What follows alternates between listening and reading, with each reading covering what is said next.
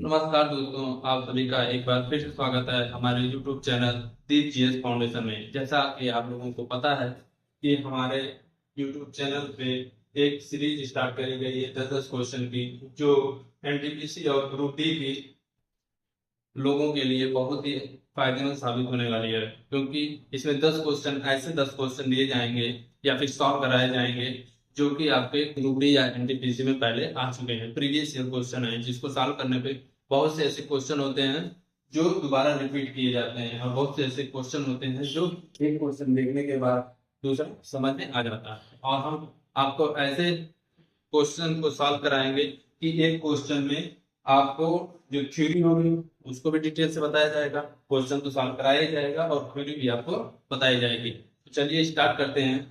पहला, आज से हमारा स्टार्ट होने वाला है ब्रह्मांड पार्ट वन।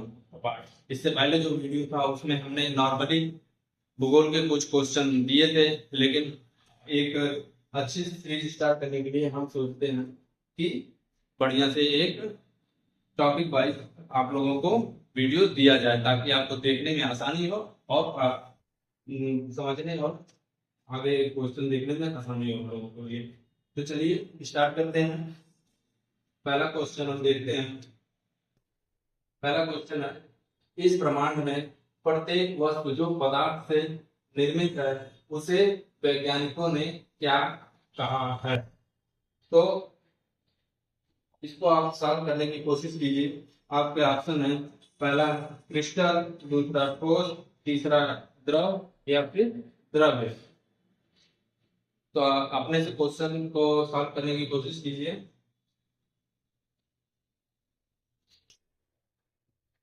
चलिए हम बताते हैं। जैसे कि ऑप्शन ए दिया गया है क्रिस्टल। क्रिस्टल क्या होता है? एक कार्बन का एक यौगिक होता है, कार्बन का एक संगठित रूप होता है जिसमें कार्बन अलग अलग तरीके से संगठित होते हैं। पहला ऑप्शन नहीं है। दूसरा ऑप्शन डी नहीं है, ठोस भी नहीं कहा गया। ठोस वस्तु ऐसी वस्तु होती है जो जिसके कण बहुत ही नजदीक नजदीक होते हैं और जिसमें ठोस होने के गुण पाए जाते हैं। तीसरा ऑप्शन आपका द्रव। द्रव आपको पता ही है कि द्रव जल को या फिर लिक्विड फॉर्म में जो चीजें रहती हैं उसको द्रव कहा जाता है। द्रव्य, वैज्ञानिकों ने जो सबसे पहले पदार्थ बना उसको द्रव्य बोला, लेकिन द्रव्य बनने के बाद भी जो वैज्ञानिकों ने जो पदार्थ जो निर्मित हुआ है ब्रह्मांड उसको द्रव्य बोला, लेकिन इस द्रव्य को बनने से पहले भी बहुत सारी छोटे छोटे कण, और जब ब्रह्मांड बनने की स्थिति ब्रह्मांड बनने की प्रोसेस स्टार्ट हुआ तो बहुत सारी चीजें बनी। उसके बाद आइए देख लेते हैं कौन कौन से पदार्थ बने थे। तो सबसे पहले बना हिग्स बोसॉन।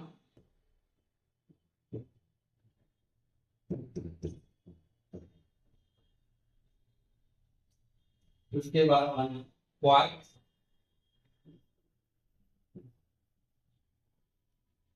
फिर उसके बाद बना आपका neutrino.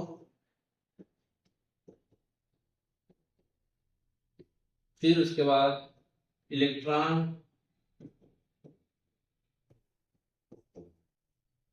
Electron proton. Electron proton बने। फिर उसके बाद आपके परमाणु बने। फिर उसके बाद अणु बने। और फिर द्रव की उत्पत्ति होगी। द्रव या जिसे मैटर कहा जाता है। तो वैज्ञानिकों का मानना है कि जो पूरा विश्व, पूरा ब्रह्मांड जिस चीज से बना है वो मैटर ही है, जिससे पूरा ब्रह्मांड बना है। लेकिन सबसे पहले पदार्थ, किस पदार्थ की उत्पत्ति हुई? हिग्स और हिग्स बोसॉन की उत्पत्ति हुई। के बाद क्वार्क, फिर न्यूट्रिनो, फिर इलेक्ट्रॉन प्रोटॉन बने, फिर उसके बाद परमाणु, फिर अणु, फिर उसके बाद जाके तब जाके मैटर या फिर द्रव्य बना। हमारा ऑप्शन हो जाएगा डी, जो कि सही है। आइए एक बार क्वेश्चन देखते हैं।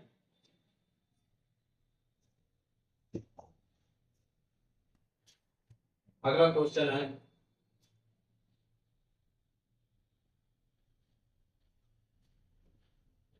ये है आपका दूसरा क्वेश्चन। ठीक, क्वेश्चन है आकाश गंगा के निकटतम स्पाइरल गैलेक्सी कौन सी है? हमारी जो गैलेक्सी है उसका नाम आकाश गंगा है, उसका नाम दुर्ग मेघला है या मिल्की वे जिसे बोला जाता है। तो हम जिस आकाश गंगा में रहते हैं, आकाश गंगा एक ऐसा एक सर्कुलर फॉर्मेशन है। इस आकाश गंगा में हमारा सूर्य दूसरे भुजा में स्थित है और इस आकाश गंगा के सबसे नजदीकी जो आकाश गंगा है उसका नाम पूछा जा रहा है। तो उसका नाम ड्वार्फ गैलेक्सी नहीं है, सनफ्लावर गैलेक्सी नहीं है, पिनव्हील गैलेक्सी नहीं है, उसका नाम एंड्रोमेडा है, जो कि सूर्य हमारी गैलेक्सी से लगभग 2.5 मिलियन वर्ष दूर है, मिलियन ईयर दूर है, लाइट ईयर जिसे बोला जाता है, लाइट ईयर दूर है। आपका ऑप्शन हो जाएगा सी। अगला क्वेश्चन, तीसरा क्वेश्चन है आपका, बिग बैंग सिद्धांत किसके द्वारा प्रतिपादित किया गया है? तो जैसा हम लोग जानते हैं कि बिग बैंग जो सिद्धांत था उससे ब्रह्मांड की उत्पत्ति का सिद्धांत भी कहा जाता है। उसमें भी माना जाता है कि एक कोई बिंदु था जिसको इंग्लिश में कहा जाता है प्रिमोर्डियल पॉइंट।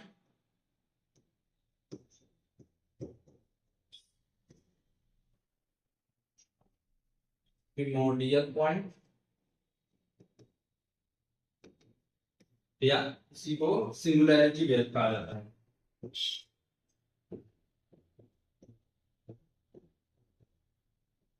मतलब सिंगुलैरिटी मतलब एकदम सिंगल पॉइंट, एक बहुत छोटा सा पॉइंट था जहां से किसी कारण वजह से विस्फोट हुआ और इसी से सारे पदार्थ, समय और स्पेस की उत्पत्ति हुई। इसी समय से तीन चीजों की उत्पत्ति मानी जाती है। कौन कौन सी? पदार्थ, समय और अंतरिक्ष या स्पेस। इसके पहले भी स्पेस और अंतरिक्ष हो सकते थे लेकिन उसको परिभाषित नहीं किया जा सकता था, क्योंकि अंतरिक्ष समय किसी एक ऐसी अवस्था के या किसी ऐसी घटना के बाद की चीजों को इससे परिभाषित किया जा सकता है, क्योंकि ब्रह्मांड के बाद ही कोई घटना हुई होगी तभी उससे समय की उत्पत्ति हुई। और जो अंतरिक्ष होता है किसी दो बिंदुओं के या किसी दो पदार्थों के बीच जो रिक्त स्थान होता है उसी को अंतरिक्ष बोला जाता है। लेकिन जब पहली एक बिंदु थी सिंगुलैरिटी जिसको बोला जाता था, जो एक ही बिंदु था, उसके पहले आप लोग नहीं बता सकते कि अंतरिक्ष था कि नहीं था, क्योंकि दो बिंदुओं के बीच या दो पदार्थों के बीच जो खाली स्थान होता है उसी को अंतरिक्ष बोला जाता है। और उसी समय से पदार्थ की उत्पत्ति भी मानी जाती है जिसको द्रव्य कहते हैं। आइए आगे।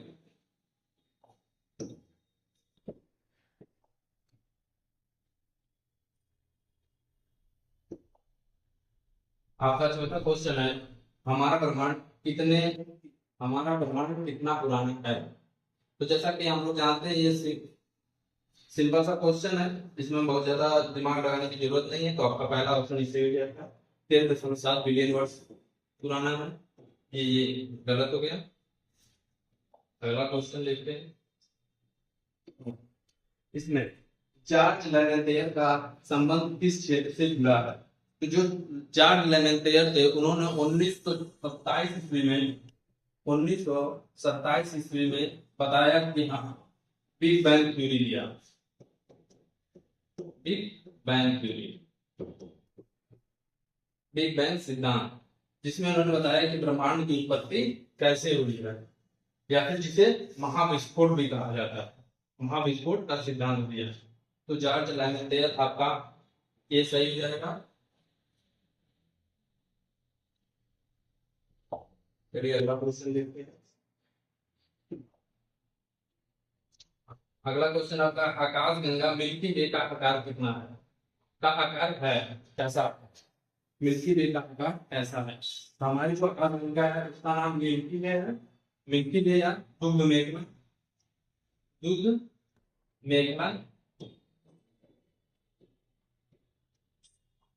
जो एक रात के समय दूध की नदी के जैसे दिखाई देता है, उसी को तो दुग्ध मेखला कहते हैं। तो ये हमारी जो आकाशगंगा है जो वो सर्पिलाकार है, जिसमें थ्री स्पाइरल स्पाइरल आर्म है, तीन घूर्णनशील भुजाएं हैं। ठीक, ये गलत है, अनियमित ये गलत है, अंडाकार ये भी गलत है। और जैसा कि हमने देखा इसमें सबसे नजदीक कौन सी गैलेक्सी देखा है, एंड्रोमेडा। चलिए ठीक है, तो देखते हैं अगला question, question number 7। Question number 7 में क्या दिया है, निम्नलिखित में से कौन सा एक तारामंडल नहीं है। जैसा कि हम लोग जानते हैं कि शर्मिष्ठा भी एक तारामंडल है, सप्तऋषि भी एक तारामंडल ही है। शर्मिष्ठा एक तारामंडल है, ये गलत हो गया, ये गलत हो गया। सप्तऋषि भी एक तारामंडल है, ये भी गलत हो गया। कालपुरुष एक तारामंडल है, ये भी गलत हो गया। लेकिन जो ध्रुव ग्रह है जिसको सीरियस लिखा है, ये एक तारा है, एक तारा है जो कि बहुत ही चमकीला तारा माना है इसको। ये आपका ऑप्शन सही हो जाएगा। आइए देखते हैं कि तारामंडल क्या होता है। तारामंडल तारों को एक व्यवस्थित क्रम में एक किसी आकृति को, जो आकृति किसी भी रूप में हो सकती है, चाहे किसी जानवर के रूप में हो सकती है, चाहे किसी पदार्थ के रूप में हो सकती है, उसको तारामंडल कहते हैं। जैसे सप्तऋषि एक फॉर्म में है, उसको सप्तऋषि की तारामंडल है। चलिए हमारा ऑप्शन सी सही हो जाएगा। चलिए अगला क्वेश्चन देखते हैं। गैस ध्रुव और अर्धों तारों का एक विशाल संग्रह कहलाता है। तो जब हम जानते हैं कि जब ब्रह्मांड का विस्फोट हुआ, मतलब ब्रह्मांड की जब उत्पत्ति हुई, तो वो एक ही बिंदु से उत्पत्ति मानी जाती है, यहीं से विस्फोट हुआ। इसके बाद कई गैलेक्सियां बनी, बहुत सारी गैलेक्सियां बनी। और जो ये गैलेक्सियां होती हैं, यही बहुत से तारों और बहुत से धूल कणों और गैसों का संग्रह होता है। इसमें देखने वाली बात यह है कि जो ये गैलेक्सी मान लीजिए है, जो धूल कण होते हैं वो यहाँ पे स्थित होते हैं। ठीक, यहाँ पे धूल कण होते हैं इसके किनारे पर, और जैसे जैसे ये गैलेक्सी घूमती है, ऐसे घूमती है, तो यहाँ पे धीरे धीरे तारों का निर्माण होता है। ठीक, और जो तारे गैस के फॉर्म में रहते हैं, फिर धीरे धीरे ठोस के रूप में आते हैं, और यहाँ पे ब्लैक होल पाया जाता है। तारे होते हैं ब्लैक होल में समाहित हो जाते हैं, या फिर ब्लैक होल बन जाते हैं। समाहित हो जाते हैं मतलब उसी में समाहित हो गए, यानी ब्लैक होल बन जाते हैं। तो आपका आंसर हो जाएगा इसमें कि जो गैलेक्सी होती है वो अर्धों धूल कणों से बनी होती है। तो ऑप्शन ये सही हो जाएगा। और कई गैलेक्सियों को मिला के, हजारों करोड़ गैलेक्सियों को मिला के ब्रह्मांड का निर्माण होता है। तो जो सही आंसर होगा वो आपका गैलेक्सी होगा, यानी कि आकाशगंगा होगा। आइए अगला क्वेश्चन देखते हैं। 9वां क्वेश्चन है, ब्रह्मांड का अध्ययन के रूप में किया जाता है, किसके रूप में किया जाता है? तो इसमें हम लोग देखते हैं जो कॉस्मोलॉजी है उसको ब्रह्मांड का अध्ययन के रूप में कहा जाता है। इसमें ब्रह्मांड का अध्ययन के रूप में कहा जाता है, तो इसमें आप देख लेते हैं कि ब्रह्मांड की उत्पत्ति कैसे हुई। और तो जो ब्रह्मांड की उत्पत्ति मानी जाती है कि एक बिंदु से मानी जाती है, कि एक बिंदु था, वो एक बिंदु था जिसका अनंत दाब और अनंत ताप था, जिसमें किसी कारण वजह से, कारण का पता आज तक किसी ने नहीं लगा पाया, तो इसमें किसी कारण वजह से बहुत तेजी से विस्फोट हुआ, जिससे ब्रह्मांड की उत्पत्ति मानी जाती है। सन 1927 ईस्वी में जॉर्ज लेमेंद्रे ने एक सिद्धांत दिया, बिग बैंग का सिद्धांत। बिग बैंग का सिद्धांत, जिसमें उन्होंने बताया कि ब्रह्मांड की उत्पत्ति बिग बैंग से हुई है, महाविस्फोट से हुई है। इसमें कोई एक बिंदु था जिसे प्रिमोर्डियल पॉइंट या फिर सिंगुलैरिटी कहा जाता है, प्राथमिक बिंदु कहा जाता है, वहां से विस्फोट हुआ, वहीं से सारी चीजों की उत्पत्ति हुई है। और इन्हीं का साबित किया एक वैज्ञानिक थे जिनका नाम था हब्बल। हब्बल ने 1929 में अपना एक सिद्धांत दिया जो जिसका नाम था डॉपलर प्रभाव। डॉपलर प्रभाव प्रभाव डॉपलर प्रभाव से उन्होंने ये साबित किया कि जैसे जैसे कोई वस्तु हमसे दूर होती जाती है उसका रंग लाल की तरफ अग्रसित होता जाता है, रेड शिफ्ट की तरफ होता जाता है। तो इसलिए उन्होंने बताया कि अगर कोई वस्तु एक दूसरे से दूर जा रही है या फिर एक दूसरे के नजदीक आ रही है तो उसके रंग में चेंज होता है। तो उन्होंने एक हब्बल टेलीस्कोप से देखा कि जो दो आकाश गंगाएं या दो पिंड है उनके बीच की दूरी बढ़ रही है। तो यही इन्होंने एक सिद्धांत दिया कि जब कोई चीज एक दूसरे से दूर जा रही है इसका मतलब कभी ना कभी एक जगह पर रही होगी।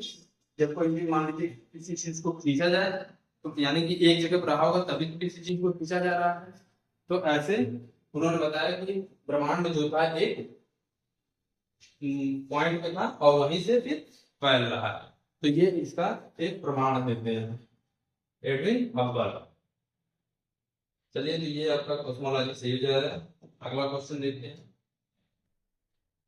अगला क्वेश्चन है ये देखिए एक ऐसा क्वेश्चन है जो एनटीपीसी में पूछने लायक नहीं है, थोड़ा सा इसका लेवल पूछा है, क्योंकि पूछा गया है तो देख लेते हैं कि क्या होगा। लेकिन इसका जो लेवल है वो एनटीपीसी से ऊपर है और ऐसे क्वेश्चन आते रहते हैं। तो थोड़ा अच्छे से तैयारी करें, बढ़िया क्वेश्चन देखें और बढ़िया क्वेश्चन से तैयारी करें। हल्के हल्के तैयारी करने से कुछ होने वाला नहीं है, क्योंकि आजकल सारे एग्जाम जो है वो अच्छे लेवल पे कराया जा रहा है। तो आइए देख लेते हैं उस एक्सोप्लैनेट मतलब होता है बाहर का ग्रह। जो एक्सोप्लैनेट मतलब जो सौरमंडल से बाहर, सूर्य के जो सूर्य का परिवार है या फिर सूर्य का जो क्षेत्र है उससे बाहर, उसे एक्सोप्लैनेट कहते हैं या बाह्य ग्रह कहते हैं। का नाम बताइए जिसे पृथ्वी का चचेरी बहन माना जाता है। पृथ्वी की बहन शुक्र ग्रह को भी कहा जाता है, ठीक। लेकिन ये एक्सोप्लैनेट की बात कर रहा है, एक्सोप्लैनेट माना जाता है और इसे पृथ्वी 2.0 के रूप में जाना जाता है। 2.0 क्यों कहा जाता है पृथ्वी 2.0? क्योंकि यहाँ पे भी किसी चीज की उत्पत्ति, किसी चीज को जीवित रहने और किसी चीज को बढ़ने के लिए पर्याप्त दशाएं पृथ्वी की तरह ही हैं। देखिए पृथ्वी जो है वो यहाँ पे किसी भी पदार्थ, किसी भी जीव, पृथ्वी पर कोई भी जीव फल फूल सकता है या फिर अपना विकास कर सकता है। तो ऐसा क्षेत्र जो किसी भी जीव या फिर जीवन की उत्पत्ति के लिए एकदम उसके फेवरेबल होता है, उसके एकदम कि जहाँ पे किसी जीव की उत्पत्ति हो सकती है उस क्षेत्र को बोला जाता है गोल्डीलॉक्स जोन। पृथ्वी जो है गोल्डीलॉक्स जोन में आता है। इसी तरह जो आपका एक्सोप्लैनेट केपलर 452 है वो भी गोल्डीलॉक्स जोन में ही आता है, यानी कि उसमें भी जीवों के होने की संभावना पाई जाती है। इसलिए इसे 2.0 पृथ्वी की चचेरी बहन भी कहा जाता है। तो ये काफी अच्छा क्वेश्चन था और ये हमारा था 10 क्वेश्चन की सीरीज। और ऐसे ही अगला वीडियो भी आता रहेगा और अच्छे अच्छे क्वेश्चन भी आते रहेंगे। तो आप लोग कृपया देखते रहिए और वीडियो अच्छे से जितना हो सके उतना लोगों को शेयर कीजिए ताकि आगे और भी कार्य हो जाए। धन्यवाद।